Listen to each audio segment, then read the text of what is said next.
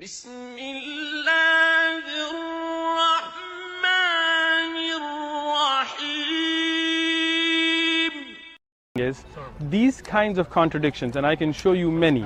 I can show you here, for example, in 2 Kings. And I have a book that answers every one of So them. I'd love to hear it. Yeah, I do. I have a Do book you have the that- answer now? I couldn't go to every one. This evidence shows that this book was corrupted. And that's why you have contradictions.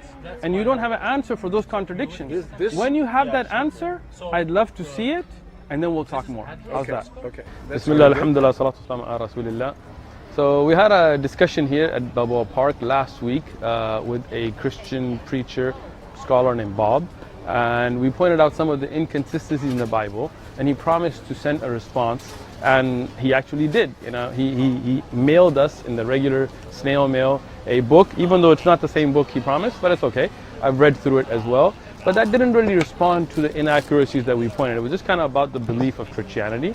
But he did send me a printout to respond to some of those inaccuracies that we pointed out. We told him that in the Bible, as it states today, there have been mistakes, errors in copyright, in translation, and as it stands. And that's why you see some of the numeric mistakes that are undeniable between the age 8 and 18 and 22 and 42.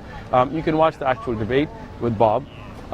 His response was what I wanted to share. So he sent me this response, which is from a Christian website, explaining the errors. He had promised that there is no errors, there are no mistakes in the Bible, and he would send me evidence.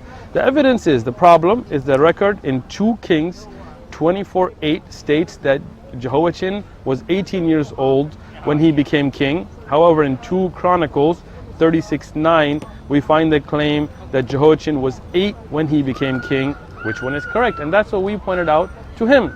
The response that he sent me is, this is probably a copyist error.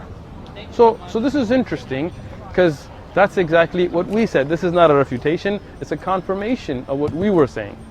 The Bible, as we believe, Injil, was revealed to the prophet Jesus, peace be upon him, in perfection.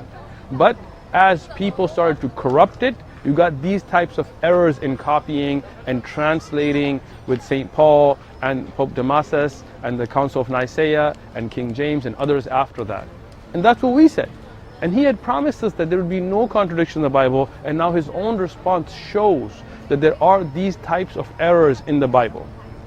Knowing that there are copyist errors, there are linguistic errors, there are contradictions between ages of people and incidents, and whether there was 4,000 chariots or 40,000 with Solomon, tells you that this Bible, as it stands today, cannot be the criterion for right and wrong, because it has been corrupted. It is filled with such errors.